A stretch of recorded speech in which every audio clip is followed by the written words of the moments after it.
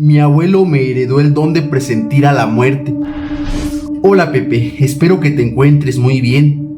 Quiero contarte una situación que me está sucediendo hasta el día de hoy. Pero antes de eso, quiero ponerte en contexto, para después poderte narrar lo que considero más impactante. Resulta que desde que yo tenía 4 años, veía a una mujer de blanco cuando iba de visita a la casa de mi abuelo. Recuerdo que me daba tanto miedo al grado de que no quería entrar, porque veía a la mujer entrar al cuarto de mi difunta abuela y me decían que quizá era ella. Por lo tanto, yo no quería entrar, pues como niño me daba mucho miedo. Fue tanta mi impresión que después de eso me llevaron a curarme de espanto con un curandero y gracias a Dios dejé de verla.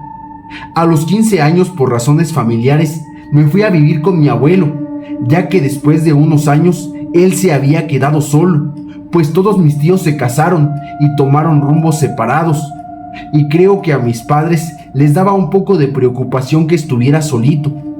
Desde el primer día que llegué a su casa, lo escuchaba hablar con alguien durante las madrugadas. En ocasiones lo escuchaba discutir y en otras llorar. Así pasaron varios días, pero un día escuché que mi abuelito gritó: «No, ya te dije que con él no te metas». Y lo más sorprendente es que casi en ese mismo instante que gritó eso, las patas de la cama donde yo dormía se rompieron y caí al suelo. Algo que también me sorprendió es que las patas de la cama eran de metal y prácticamente se partieron en dos. Asustado me levanté y me dirigí a donde estaba mi abuelo. Le pregunté que con quién discutía y él se quedó en silencio, pero nuevamente le dije que ya había escuchado que todas las noches hablaba con alguien. Él me contestó secamente diciendo: «Es tu abuela que aún sigue aquí». Yo pensé que quizá mi abuelito ya se estaba quedando loco, pero para mi sorpresa, en ese momento se escuchó un ruido en su cuarto y corrí para ver quién era, pero no había nadie. Para mi sorpresa, mi abuelo solo dijo: «Ya se fue, ya vete a dormir». Y la verdad es que yo ya no quise entrar más en detalles y le hice caso. Pasaron los años y aunque ya no volvió a pasar nada extraño, seguía escuchando a mi abuelo hablar todas las madrugadas. La verdad es que trataba de ya no prestar atención a eso, porque notaba que mi abuelo se molestaba cuando trataba de sacar el tema. Un día por la madrugada yo estaba dormido, pero de repente sentí que me tocaron la pierna y al voltear para ver quién era, vi una silueta femenina. Intenté moverme para encender la luz, pero tuve parálisis del sueño, así que lo único que pude hacer fue comenzar a rezar. Aquella sombra solo soltó una carcajada y me dijo: «Ya me lo voy a llevar». En ese instante pude moverme y con miedo me levanté y busqué en toda la casa, pero no encontré a esa figura. Al día siguiente, mi abuelito me preguntó si ya me habían visitado. Sorprendido, le pregunté que cómo lo sabía y él me dijo: «Lo sé, porque ella me dijo que iba a avisar que ya me va a llevar». Le pregunté por qué me había buscado a mí y me respondió que yo podía verla y aguantar los mensajes, que ella no me iba a agredir, solo me avisaría y si yo se lo pedía me podría tocar. Yo me quedé incrédulo porque no entendía el motivo por el que recibiría esos mensajes y sobre todo cómo era posible que mi abuelo se fuera, ya que a pesar de sus 87 años estaba fuerte, pues la gente de campo es así. Pasaron 3 días y mi abuelo perdió la vista, después su movilidad y comenzó a caminar despacio, apoyado en su bastón.